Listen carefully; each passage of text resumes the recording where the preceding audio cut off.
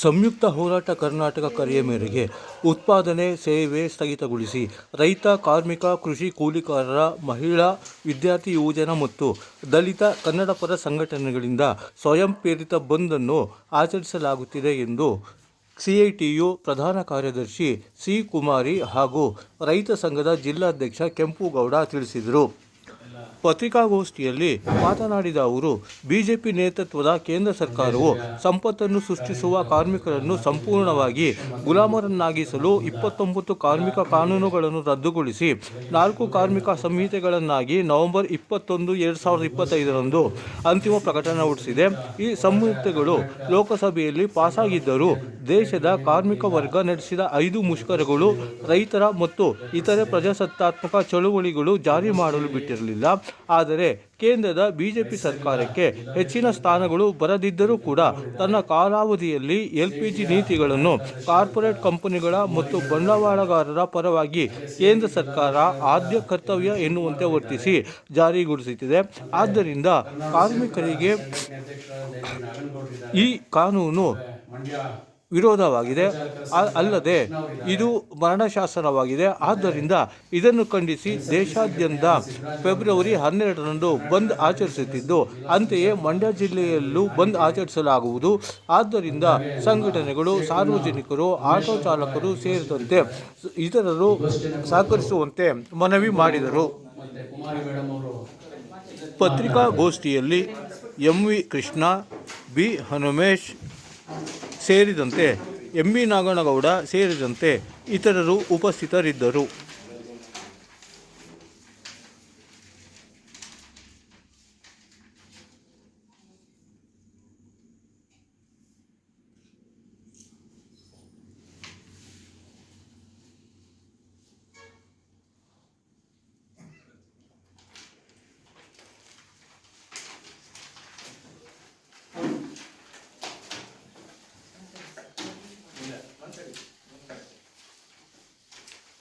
ಆತ್ಮೀಯ ಎಲ್ಲ ಪತ್ರಿಕಾ ಮಿತ್ರರೇ, ಬಹಳ ಮುಖ್ಯವಾಗಿ ಪತ್ರಿಕಾಗೋಷ್ಠಿ ಕರೆದಿರೋ ಉದ್ದೇಶ ಫೆಬ್ರವರಿ 12 ಅಖಿಲ ಭಾರತ ಮುಷ್ಕರ.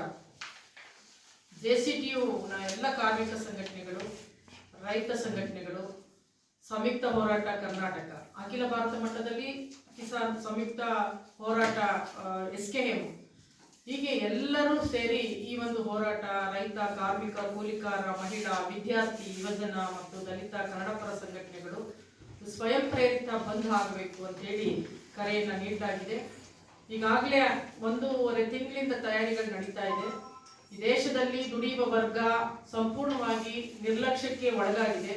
ರೈತಾಪಿ ವರ್ಗ ಸಂಪೂರ್ಣವಾಗಿ ನಿರ್ಲಕ್ಷ್ಯಕ್ಕೆ ಒಳಗಾಗಿದೆ. ಮೊನ್ನೆ ನಡೆದಂತ ಬಜೆಟ್ ಅಲ್ಲೂ ಕೂಡ ರೈತರು, ದುಡಿಯುವ ವರ್ಗ, ಕಾರ್ಮಿಕರು, ಮಹಿಳೆಯರು, ದಲಿತ ವಿಭಾಗ ಎಲ್ಲ ಹಿಂದುಳಿದ ವರ್ಗವನ್ನ ಸಂಪೂರ್ಣವಾಗಿ ನಿರ್ಲಕ್ಷ್ಯ ಮಾಡಿರೋದು ಕೂಡ ಎದ್ದು ಕಾಣ್ತಾ ಇದೆ. ಯಾಕಂದ್ರೆ ಇವತ್ತು ಬಿಜೆಪಿ ಸರ್ಕಾರ ಕಳೆದ 11 ವರ್ಷದಲ್ಲಿ ಅವರು ಏನು NDA ಸಪೋರ್ಟ್ ಇಂದ ಸರ್ಕಾರ ನಡೆಸ್ತಾ ಇದ್ದಾರೆ. ಈ ಬಾರಿ ಅವರಿಗೆ ಪೂರ್ಣ ಬೆಂಬಲ ಇಲ್ಲದೇ ಇದ್ದಾಗಲೂ ಕೂಡ ಸಂಪೂರ್ಣವಾಗಿ ಕಾರ್ಮಿಕ ವಿರೋಧಿ 4 ಲೇಬರ್ ಕೋಡ್ ಅನ್ನ ಅವರು ತಂದಿದ್ದಾರೆ. ಅದು ಏನ್ ತೋರಿಸುತ್ತೆ ಅಂತ ಹೇಳಿದ್ರೆ, 4 ಲೇಬರ್ ಕೋಡ್ಗಳು ಸಂಘ ಕಟ್ಟಬಾರ್ದು, ಪ್ರಶ್ನೆ ಮಾಡಬಾರ್ದು, ಕನಿಷ್ಠ ವೇತನ ಕೇಳಬಾರ್ದು, ಕೆಲಸಕ್ಕೆ ಭದ್ರತೆ ಕೇಳಬಾರ್ದು, ನಿಗದಿಯಾದ ಆದಾಯ ಕೇಳಬಾರ್ದು ಅನ್ನುವಂತಹ ಒಂದು ರೀತಿಯ ನಿರ್ಲಜ್ಜತನವನ್ನ ತೋರಿ ಇವತ್ತು ಕಾರ್ಪೊರೇಟ್ ಬಂಡವಾಳಶಾಹಿಗಳಿಗೆ ರತ್ನಗಂಬಳಿಯನ್ನು ಹಾಸಿದೆ. ಆ ಮೂಲಕ ಕಾರ್ಮಿಕರನ್ನ ಜೀತದಾಳಾಗಿ ಮಾಡುವ, ಗುಲಾಮಗಿರಿಗೆ ತಗೊಂಡು ಹೋಗುವ ನೀತಿಗಳನ್ನ ಇವತ್ತು ಜಾರಿ ಮಾಡಿದ್ದಾರೆ. ಅದಕ್ಕೆ ರಾಜ್ಯ ಸರ್ಕಾರ ಕೂಡ ಮೊನ್ನೆ ನೋಟಿಫಿಕೇಶನ್ ಜಾರಿ ಮಾಡಿದೆ. ನಾವು ರಾಜ್ಯ ಸರ್ಕಾರದ ಬಗ್ಗೆ ನಿರೀಕ್ಷೆ ಇಟ್ಟಿದ್ವಿ, ನಿಯಮಾವಳಿ ರೂಪಿಸಲ್ಲ ಅಂತ. ಆದ್ರೆ ಅವರು ಕೂಡ ಮೊನ್ನೆ ನಿಯಮಾವಳಿಯನ್ನು ರೂಪಿಸಿದ್ದಾರೆ ಅಂತ ಹೇಳಿದ್ರೆ ಇವರೆರಡು ನೀತಿಯಲ್ಲಿ ಒಂದೇ, ಬಣ್ಣ ಮಾತ್ರ ಚೇಂಜ್ ಅನ್ನೋದನ್ನ ಸಾಬೀತು ಮಾಡಿದ್ದಾರೆ. ಬಹಳ ಮುಖ್ಯವಾಗಿ ಇವತ್ತು ಲೇಬರ್ ಕೋಡ್ ಜಾರಿಯಾಗಿರೋದ್ರಿಂದ ಬಂಡವಾಳಶಾಹಿಗಳಿಗೆ ಹೆಚ್ಚಿನ ಅನುಕೂಲ ಆಗುತ್ತೆ. ಕೆಲಸದ ಅವಧಿ ಕೂಡ ಹೆಚ್ಚಳ ಮಾಡ್ತಾರೆ, ಕೆಲಸಕ್ಕೆ ಅಭದ್ರತೆ ಉಂಟಾಗುತ್ತೆ, ಹೈರ್ ಅಂಡ್ ಫೈರ್ ತೆಗೆದು ಬಿಸಾಡುವಂತ ನೀತಿಗಳನ್ನ ತಂದಿದ್ದಾರೆ. ಅದರಲ್ಲಿ ಕನಿಷ್ಠ ವೇತನ, ರಾಷ್ಟ್ರೀಯ ಕನಿಷ್ಠ ವೇತನ 176 ಇತ್ತು, 2 ರೂಪಾಯಿ ಮಾತ್ರ ಜಾಸ್ತಿ ಮಾಡಿದ್ದಾರೆ. ಕಳೆದ 4-5 ವರ್ಷದಿಂದ ಅದರ ಹೆಚ್ಚಳವೇ ಆಗಿಲ್ಲ. ಆದ್ರೆ ಇವತ್ತು 178 ರೂಪಾಯಿ ಕನಿಷ್ಠ ಕೂಲಿ ಬದುಕಬೇಕು ಅಂತ ನರೇಂದ್ರ ಮೋದಿ ಸರ್ಕಾರ ಹೇಳುತ್ತೆ. ಇವತ್ತು ದಿನದಲ್ಲಿ 500 ರೂಪಾಯಿ ತಗೋತಾ ಇರೋರಿಗೆ 178 ರೂಪಾಯಿ ಕೂಲಿ ಮಾತ್ರ ಕೊಡ್ತೀವಿ, ನೀವು 500 ರೂಪಾಯಿ ಕೂಲಿ ತಗೊಳಂಗಿಲ್ಲ ಅಂತ ಹೇಳಿ ಅವರು ಎಚ್ಚರಿಕೆಯನ್ನು ಕೊಟ್ಟಿದ್ದಾರೆ. ಹಾಗಾಗಿ ವೇತನ ಕಡಿತ ಆಗುತ್ತೆ. ಕಡಿತ ಆಗೋದ್ರ ಜೊತೆಗೆ ಮಾನವ ಘನತೆಗೆ ಕುಂದು ಬರುವಂತ ಕೆಲಸಕ್ಕೆ ಇವತ್ತು ನರೇಂದ್ರ ಮೋದಿ ಸರ್ಕಾರ ಕೈ ಹಾಕಿದೆ. 15,000 ಸಂಬಳ ತಗೋತಾ ಇದ್ರು ಕರ್ನಾಟಕದಲ್ಲಿ ಅಂತ ಹೇಳಿದ್ರೆ, ನೀವು 15,000 ಜಾಸ್ತಿ ತಗೋತಾ ಇದ್ರಿ. UP ಬರೀ 150 ರೂಪಾಯಿ 160 ರೂಪಾಯಿ ಇದೆ, ಹಾಗಾಗಿ 178 ರೂಪಾಯಿ ಕೊಡ್ತೀವಿ, ನೀವು 178 ರೂಪಾಯಿ ತಗೊಂಡು ಬದುಕಬೇಕು ಅಂತ ಹೇಳಿ ಇವತ್ತು NDA ಮೋದಿ ಸರ್ಕಾರ ಹೇಳ್ತಾ ಇದೆ. ಅತ್ಯಂತ ಅಪಾಯಕಾರಿ, ಅತ್ಯಂತ ಕಳಪೆ ಜೀವನ ಮಾಡಬೇಕು, ಅತ್ಯಂತ ಕ್ರೂರವಾಗಿ ಇವತ್ತು ದುಡಿಯುವ ಜನರನ್ನ ನಡೆಸ್ಕೋತಾ ಇದೆ. ಹಾಗಾಗಿ ನಾವು ನಿಮಗೆ ಕನಿಷ್ಠ ವೇತನ ಹೆಚ್ಚಳ ಮಾಡೋದಿಲ್ಲ ಅನ್ನುವಂತ ಒಂದು ಸ್ಪಷ್ಟ ಒಂದು ನೀತಿಯನ್ನು ಅವರು ಜಾರಿಗೆ ತಂದಿದ್ದಾರೆ. ಹಾಗಾಗಿ ಅದನ್ನು ನಾವು ವ್ಯಾಪಕವಾಗಿ ವಿರೋಧ ಮಾಡಬೇಕಾಗಿದೆ. ಕಳೆದ ಬಿಜೆಪಿ ಸರ್ಕಾರದ ಮತ್ತೆ ಈ ಅವಧಿನಲ್ಲಿ 2 ಅವಧಿನಲ್ಲಿ ನಾವು ಒತ್ತಾಯ ಮಾಡಿದ್ವಿ ಜಾರಿ ಮಾಡಬಾರದು ಅಂತ. ಆದ್ರೆ ಇವತ್ತು ಲೇಬರ್ ಕೋಡ್ ಜಾರಿ ಮಾಡಿರೋದ್ರಿಂದ ಕನಿಷ್ಠ ವೇತನವನ್ನ ಪಡ್ಕೊಳ್ಳಕ್ಕಾಗಲ್ಲ. ನಮ್ಮ ಡಿಮಾಂಡ್ ಇದ್ದಿದ್ದು 36,000, ರಾಷ್ಟ್ರೀಯ ಸಮಾನ ಕನಿಷ್ಠ ವೇತನ 26,000, ಸ್ಟೇಟ್ದು 36,000. ಅದ್ರ ಇವತ್ತು 15,000 ತಗೊಳ್ಳೋರ್ನು ನೀವು ಜಾಸ್ತಿ ಇದೆ ಅಂತೇಳಿ ಹೇಳ್ತಾರೆ ಅಂತ ಹೇಳಿದ್ರೆ ಜೀವನ ಮಾಡೋದು ಹೇಗೆ, ಬಾಡಿಗೆ ಕಟ್ಟೋದು ಹೇಗೆ, ಮಕ್ಳು ಓದಿಸೋದು ಹೇಗೆ, ಆರೋಗ್ಯದ ಪ್ರಶ್ನೆ ಏನು? ಇವತ್ತು ಶಿಕ್ಷಣ ಆರೋಗ್ಯ ತುಂಬಾ ದುಬಾರಿಯಾಗಿದೆ, ಉದ್ಯೋಗ ಸೃಷ್ಟಿ ಇಲ್ಲ, ಇವ್ರ ಹತ್ರ ಯಾವುದೇ ಒಳ್ಳೆಯ ಕಾರ್ಯಕ್ರಮಗಳಿಲ್ಲ. ಇರುವಂತ ಉದ್ಯೋಗ ಖಾತ್ರಿ ಕಾಯ್ದೆಯನ್ನು ಕಿತ್ಕೊಂಡಿದ್ದಾರೆ. ಅದರಲ್ಲಿ BP ಗ್ರಾಮ್ಜಿ ಅಂತ ಹೇಳಿ ತಂದಿದ್ದಾರೆ. ಅದು ಅತ್ಯಂತ ಅಪಾಯಕಾರಿ. ಕೆಲಸದ ದಿನಗಳು ಇವತ್ತು ಗ್ರಾಮೀಣ ವಲಸೆಯನ್ನ ತಡೆಗಟ್ಟಲಿಕ್ಕೆ ಸಾಧ್ಯ ಇದ್ದಂತ ಮನ್ರೇಗವನ್ನು ಅವರು ಕಿತ್ತಾಕಿದ್ದಾರೆ. ಹಸಿವು ಹೆಚ್ಚು ಮಾಡ್ತಾರೆ, ವಲಸೆ ಹೆಚ್ಚು ಮಾಡ್ತಾರೆ, ಜನರಿಗೆ ಒಂದ್ ರೀತಿ ಅಭದ್ರತೆಯ ಜೀವನವನ್ನ ತಂದು ಇಟ್ಟಿದ್ದಾರೆ.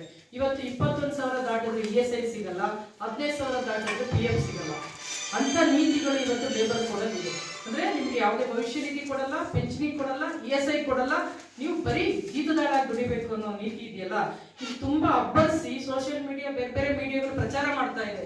ಸ್ವರ್ಗಕ್ಕೆ ಸಿಕ್ಬಿಟ್ಟೈತೆ ಲೇಬರ್ ಕೋಡ್ ಬಂದು ಅಂತ. ಅದು ನಿಜವಾಗ್ಲೂ ನರಕಕ್ಕೆ ದೂಡಿದ್ದಾರೆ. ನರಕ ಅನ್ನೋದೇನಾದ್ರು ಇದ್ರೆ ಅವರು ನರೇಂದ್ರ ಮೋದಿ ತೋರಿಸುವ ನರಕದಲ್ಲಿ ನರಳಾಡಬೇಕಾದ ಪರಿಸ್ಥಿತಿಗಳಿದ್ದಾವೆ. ಹಾಗಾಗಿ ಅದಷ್ಟು ಮಾತ್ರ ಅಲ್ಲ, ಈ ಸಾರ್ವಜನಿಕ ಉದ್ದಿಮೆಗಳು, ರೈಲ್ವೆ ಖಾಸಗೀಕರಣ ಆಗಿದೆ, ಬ್ಯಾಂಕ್ಗಳು ಲಾಭದಾಯಕ ಬ್ಯಾಂಕ್ನ ನಷ್ಟದ ಬ್ಯಾಂಕ್ ಜೊತೆ ಮರ್ಜ್ ಮಾಡಿದ್ದಾರೆ.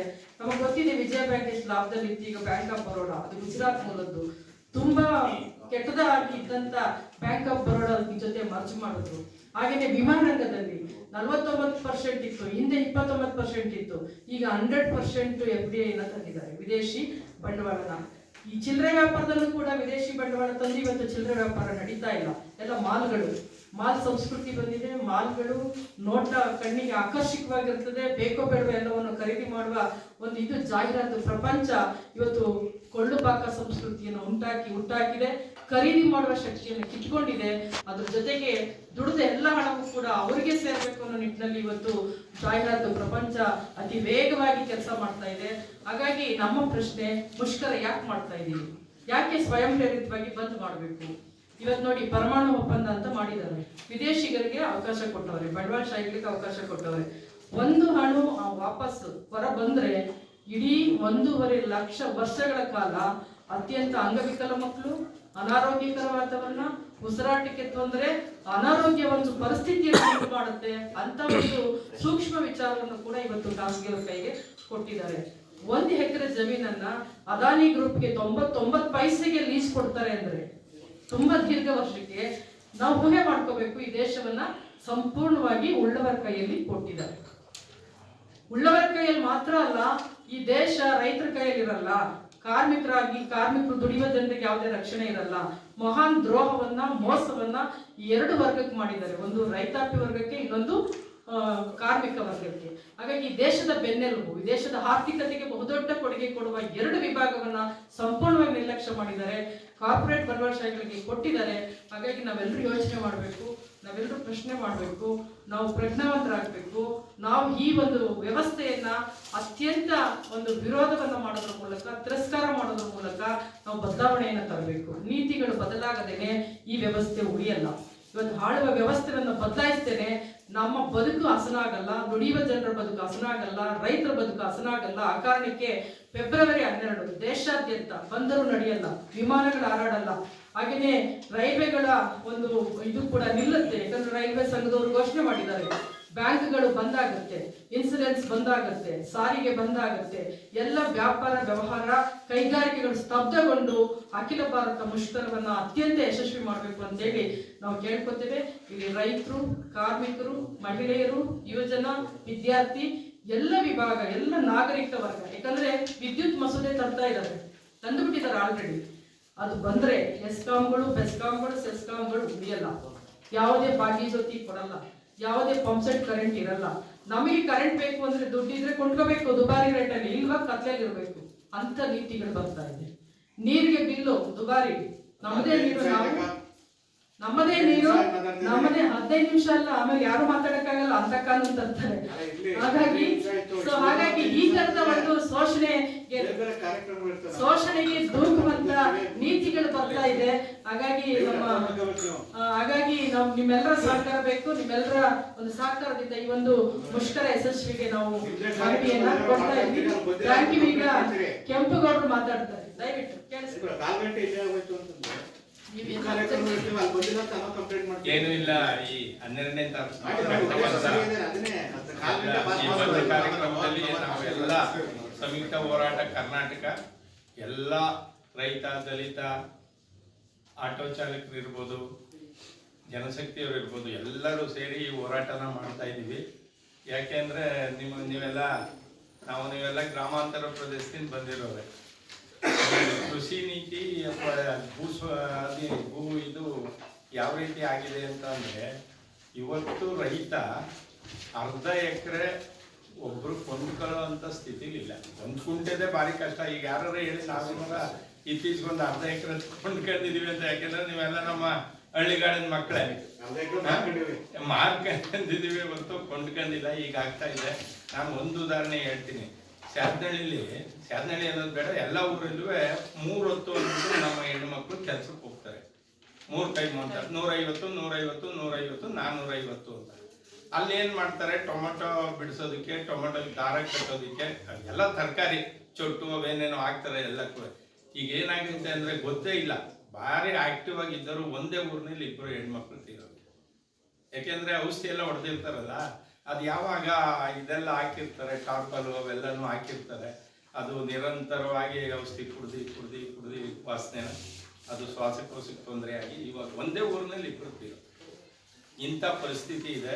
ಇದ್ರ ಬಗ್ಗೆ ಯಾರು ಯೋಚನೆ ಮಾಡ್ತಾ ಇಲ್ಲ. ನಾವೇನು ಒಂದು ಹೇಳ್ತಾ ಇಲ್ಲ. ಕೇಂದ್ರ ಸರ್ಕಾರ ಇರ್ಬೋದು, ರಾಜ್ಯ ಸರ್ಕಾರ ಇರ್ಬೋದು, ಇಲ್ಲ ಜಿಲ್ಲಾಡಳಿತ ಇರ್ಬೋದು, ಯಾರು ಅದ್ರ ಬಗ್ಗೆ ಯೋಚನೆ ಮಾಡ್ತಾ ಇಲ್ಲ. ಈಗ ಇನ್ನೊಂದು 10 ವರ್ಷಕ್ಕೆ, ನನ್ನ ಅನುಭವದಲ್ಲಿ ನನಗೆ 70 ವರ್ಷ ಆಗೋಗಿದೆ, ಇನ್ನು 10 ವರ್ಷಕ್ಕೆ ಅಕ್ಕಿ ಸಿಗುತ್ತೋ ಸಿಗೋದಿಲ್ವೋ ಗೊತ್ತಾಗ್ತಾನೆ ಇಲ್ಲ. ಇರೋದೆಲ್ಲ ಅಡಿಕೆ ಹಾಕ್ತಾ ಇದ್ದೀವಿ. ತೆಂಗು ಹಾಕಿದ್ರು ಮಧ್ಯದಲ್ಲಾದ್ರು ಬೆಳಿಬೋದು, ಅಡಿಕೆಯಲ್ಲಿ ಬೆಳೆಯಕ್ಕಾಗದೆ.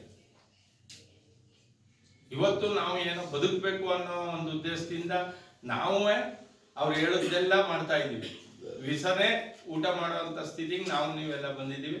ಆದ್ರಿಂದ ಏನು ಈ ಬಂದ್ಗೆ ತಾವೆಲ್ಲ ನೋಡಿ, ಅವರು ಹಿಂದೆ ನಾನು ಬಡ್ಜೆಟ್ ಅಂತ ಅಂದರೆ ನಾವು ಓದ್ಕೊಂಡು ಬಂದಾಗ ಬಡ್ಜೆಟ್ ಅಂದರೆ ಕೃಷಿಗಿಷ್ಟು, ಆರೋಗ್ಯಕ್ಕಿಷ್ಟು, ಇದಕ್ಕಿಷ್ಟು ಅಂತ ಕರೆಕ್ಟಾಗಿ ಹೇಳ್ತಾರೆ. ಅದು ಯಾವುದು ಹೇಳಿಕಿಲ್ಲ. ಇದು ಅರ್ಥವಾಗ್ದೋದ್ ಭಾಷೆ. ಜೀರಾಮ್ ಅನ್ಕಂಡು ಅರ್ಥವಾಗಿ ಭಾಷೆಲಿ ಅದು ಯಾಕೆ ಹಂಚಿದ್ರು ಅದು ನಮಗೆ ಗೊತ್ತಾಗ್ತಾ ಇಲ್ಲ. ದಯಮಾಡಿ ಎಲ್ಲರೂ ಎಚ್ಚರಿಕೆಬೇಕು. ಆ ದೃಷ್ಟಿಯಿಂದ ನಾವು ನೀವೆಲ್ಲ ಸೇರಿ ಈ ಬಂದಿನ ಯಶಸ್ವಿ ಮಾಡೋಣ. ಎಲ್ರಿಗೂ ನಮಸ್ಕಾರ.